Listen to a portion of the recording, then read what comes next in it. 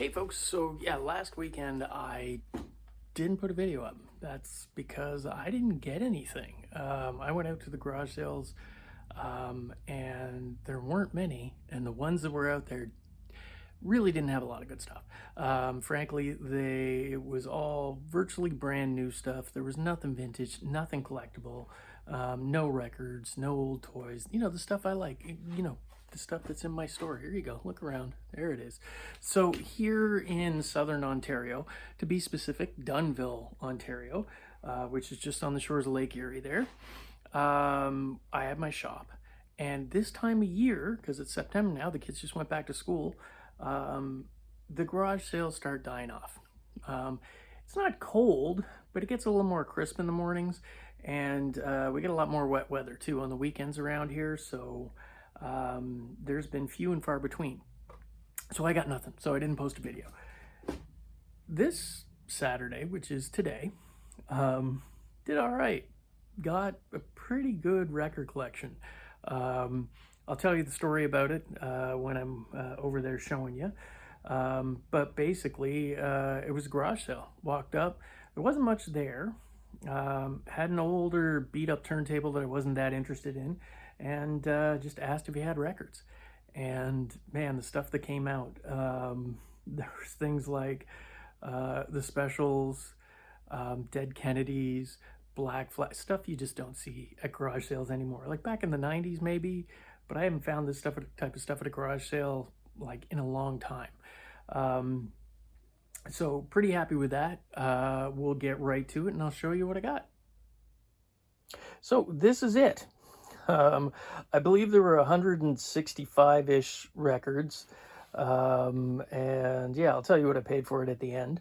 I am going to start this off right away by saying, for those of you who come into my store and buy records, these are not going to be out in the store for at least a couple of weeks because I'm still working through another collection, a big record collection that I bought a couple of weeks back. And so these aren't going to be there. Frankly, some of these are going straight into my collection, but there will be out. So the best way to see what's coming into the store, and that you can sort of message me about, is I'll put the links to the store's Instagram page and Facebook page in the somewhere on this video in the description. Click on that and you join up either, and I believe you get notifications whenever I post a video. Each week I post a flip video of the records that I get into the store. I also post it up on YouTube as well. That's the stuff that's in the store. That's the stuff that you can contact me and ask me to hold it for you, because I can hold for like a week or two basically. I do not ship. I'm sorry, folks. It's just in-store sales only. But yeah, so please don't, say, hey, can I hold that Black Flag? Or, any of the other records in this, because I'm not even close to being near them yet. So yeah, anyways, I walked up, he had a beat up old turntable, and I asked him, hey, do you have any records? And he said, well, that's not mine. It was from a brother of his who sadly had passed away, and he was clearing out the house. He said, I do have some of his records. He's like, but he's like, I only brought some. And I said, oh. And he said, well, give me a second. And he brought out a bunch of grocery bags, reusable grocery bags with these in them. And yeah, my teeth nearly fell out. I was, because the first thing I saw was that. I just don't see, especially out here, Black Flag that much, or punk in general. Metal I get, things like that, but I don't get a lot of, like, especially hardcore, like 80s hardcore, which I love myself, but it just doesn't show up here that often. So I was pretty happy with it. And I'll show you what I got now. We'll go through it. So this is Black Flag's My War. It's on the Canadian Fringe label. And it is in pretty much unplayed condition. Like, the thing about these that's crazy is, like, he had them in plastic sleeves. So clearly his brother you know, appreciated records. He said he collected from the mid-70s all the way up through until the 90s. And he kept them in sleeves. The sleeves were the old kind of crappy thin plastic that were literally falling apart. So I took them all out of the sleeves. But once they came out of the sleeves, because the sleeves were dusty and, you know, they get that sort of like wear film on them from being taken in and out over time. I was shocked at how clean the covers are on these, and the records are equally good. That's the thing about them. So the special second record, Talking Heads Speaking in Tongues, Classic XTC, English Beat, Japan, the Selector, which I might keep this one because it looks in better condition than the one I have myself. Great White. Like I said, it's a weird mix because there is just some, you know, average stuff back there. But yeah, so Great White. This is awesome. I already have this. I bought it when it came out as a teenager.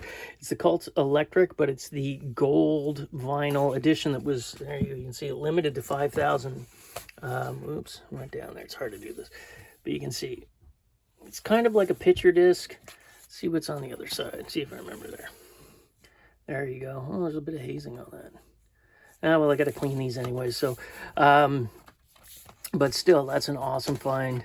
The Cult's Dreamtime, one of the best albums of all time. Love, Southern Death Cult, Nina's full-length album. Surprisingly, I get asked about this on a regular basis. The 99 Left Alone, but the rest of the record's pretty interesting too. Saracen is kind of like a hard rock, metal type stuff. It's an independent Canadian one, pressed on Sing Along Records, which was like a private, small private label. So yeah, Billy Idol, more Billy Idol, more Billy Idol, more Billy Idol. The Undertones, Kiss Alive 2, lots of Elvis Costello. Pretty much, I think it's the early catalog entirely. This year's model, that's great. Some Squeeze. It kind of, you can see there was like this interest in like ska, punk, new wave, and metal, and it's all over the place. There's some regular classic rock in here too, like as example. I mean, that's Herbie Hancock's Rocket, but then you've got Alice Cooper's Killers. Oh man, what's the name of this record? I can never remember the name of this record. Oh, well, escape me now. But yeah, I always like that one. There you go. Bowie, Aladdin Sane. I don't know. This might just be my favorite Bowie record. I love this. I love Lodger too, which, you know, they're not sort of the big classics that everybody loves, but do not sleep on Bowie's Low. It is just, yeah, it's really, really great. He was in an interesting headspace when he was making this, because I think it was part of the Berlin trilogy. And it was him and Iggy Pop living in Berlin, and they were just, yeah, he was putting out such good stuff. Deep Purple, Aha, oh, there we go, Aha, The Squeeze. Look how good that cover is.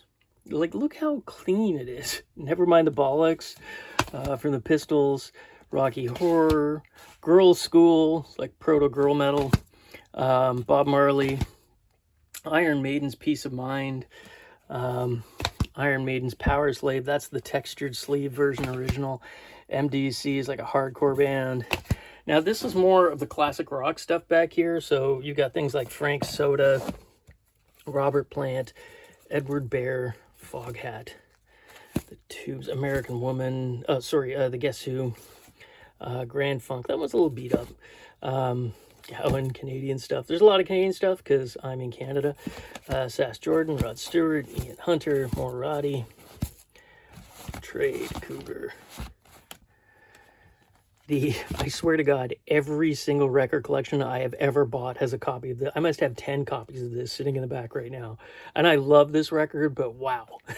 Like, Joe Walsh, The Nuge, Elton John, more of The Nuge. More Elton John, Raiders. Now that one looks like it's got some water damage on there. He did say the earlier stuff, wasn't in the best of condition. So like the stuff from the 70s, I think he said he got some of that from, like, his brother got it from his dad. But once you sort of get into the late 70s and the 80s stuff, it's all really clean. Nazareth, Bogad, Godovich, Max Webster, Toronto. So, you know, more Godovich. The tubes. He really liked the tubes. So, yeah, that's half of it. And what we'll do is we'll go put these back. They're all nice. I'm still absolutely flabbergasted at that black flag. I mean, you know, maybe you live in California and you're watching this, and maybe you, like, you know, every garage sale you go to has this stuff. I don't find, like, really good hard. I love Black Flag. I love Henry Rollins. I saw Rollins on the Search and Destroy tour, and it was a transformational experience for me. So yeah, I'm super stoked about that. I have a copy. I have an SST copy. This is a Fringe Canadian, so I'm probably going to end up keeping that one myself. So sorry if everybody's watching wants that. Iron Maiden's the Double Live After Death. For those of you in the States and around the world, you might not be aware of the Northern Pikes. They were a Canadian rock band. They had some Canadian radio hits. I don't think they did too much outside of Canada. But, you know, if you're into, like, sort of straight ahead rock and roll, they were pretty good. I actually did see them. Strangely enough, the first sort of big stadium concert I ever went to, I think I was 16 at the time, was David Bowie at Exhibition Place in Toronto, which was a big outdoor stadium. It was where the Blue Jays played. And it was his Glass Spider tour, which for years was much maligned. But now it's sort of been revisited by people, and it's considered like this breakthrough in theatrical rock shows. And I was a 16-year-old kid. It was my first giant show. People around me were smoking pot. Hell, I'd never been around that before. And man, it was just this amazing, amazing spectacle. Strange thing is that during the day, because Duran Duran opened, but the first band out was the Northern Pikes. And they got out there, and they're a rock band playing, you know, in front of people who were waiting to see Bowie and Duran Duran. And they just, you know, in the classic Dunnville thing, they just give her. Like, they went for it, and it was a great show. I really impressed. Neat thing about this is they put this one out on several different versions, but this is a original blue vinyl. Just showing you the corner there like that. I'll move that back down. Quiet Riot. Thing about this is sealed. Yeah, it's partially open. I'm probably going to open this one up because the shrink is starting to pull it a little bit. I don't think there'll be any warpage issues because it just doesn't look that bad. But, you know, there's nothing really special, although I do like the tag on there. So I probably might open that one up. Sabbath's Paranoid. Here is another Northern Pikes. This is the one that came out before that. The big hit song off this one, Pikes one, you might want to look up, is called the Things I Do for Money. So, you know, go YouTube that if you are interested. And this was the album that I think came out before that, and this one they put out on clear green vinyl. It's kind of neat. Joan Jett.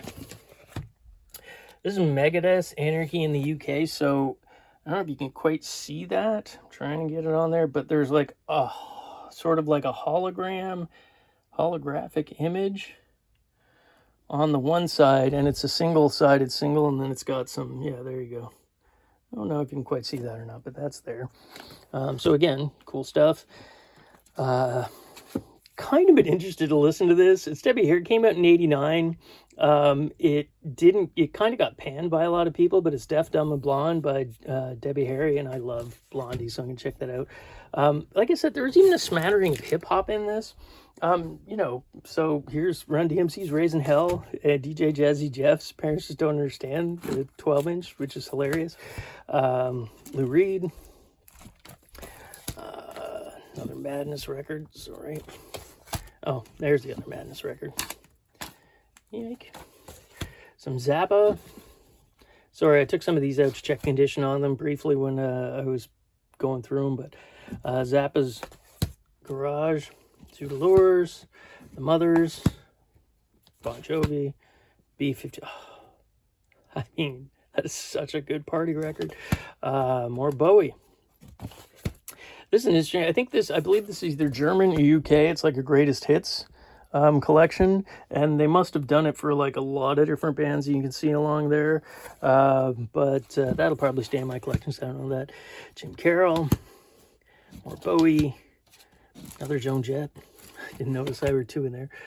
Priest, Heart. Pantera. This is actually from 2015, so he must have bought a few records later on. And then Dead Kennedys' Skateboard Party. I think this is a bootleg because now I have most Kennedy records, the regular releases. Yeah, it says this is a No Alternative Tentacles release, spelt wrong, and not the new DK albums. So I think that this, because it's a live recording, I haven't listened to it, is probably a bootleg. And I've never seen it before, so I'm going to probably give that one a go. Bedtime for Democracy. What can be said about that? I'm just checking to see which version is. Yeah, it's the Fringe. Fringe was the Canadian label that did a lot of the stuff that was released on, like a lot of the hardcore stuff from the Southern California in the 80s. And they released a lot of really great stuff. An original pressing of the Hip's second record. I get asked for this stuff all the time. Again, I think the Hip transcended Canada. They actually were able to do headlining tours outside of Canada, but they are like virtually worshipped here in this country, and I love them. I saw them a bunch of times when I was a kid because they started off as, like a university bar band. But that man right there, sadly, Gord Downey, the lead singer, the lyricist, he was a poet. Like there's nothing, you can't say a bad word about the guy. He was everything to that band. And sadly, he ended up getting brain cancer, and they did one final farewell tour, and it was hard to watch. It really was. But anyways, yeah, it's his second record. Original Canadian pressing, kind of nice. Motorhead. Can't say enough about Motorhead. So that's Montrose, and that's Sammy Hagar. And I think he only did one album with them as a singer. And then, yeah, the rest of this stuff is sort of like the stuff at the back of the other one. A little more sort of easily found, just classic rock type stuff. Stevie Nicks, Platinum Blonde, Deep Purple, Springsteen, DLR, Spirit, Tenders. Ooh, what was in there? Oh, the Power Station. So that's basically like Duran Duran for the most part. Well, I think was it both Taylor brothers? Yeah, both Taylor brothers and Robert Palmer and Andy Taylor got together and made a record, and that was it. Grand Funk, The Who, Steppenwolf, Men at Work. See, these records I'd be happy to find on any given day. It's like bread and butter type stuff. Priced low enough, it'll always sell. But after, running through Black Flag and Dead Kennedys, and then, there's Land of Miles there, more Who, Glenn Frey solo, and Edie Brickell. That stuff's not as exciting. So, yeah, that's it. So anyways, as I said, there's around 165 records there, I think is what he counted out. And so we sat there, and I said, how much you looking to get for it? And he said, well, throw me a number. And I said, no, you tell me how much you want, because, I can't sort of sell them and buy them, but give me an idea. And he said, I think he said anyway, we settled on 400 is where we were at. And he was super happy with that. And the nice thing about just paying the price that he said, I didn't haggle. I didn't try to grind him down because it's a great deal. And you know what? When you're getting a great deal, there's no point and they're happy with that price. There's no point in trying to shave off a few extra dollars.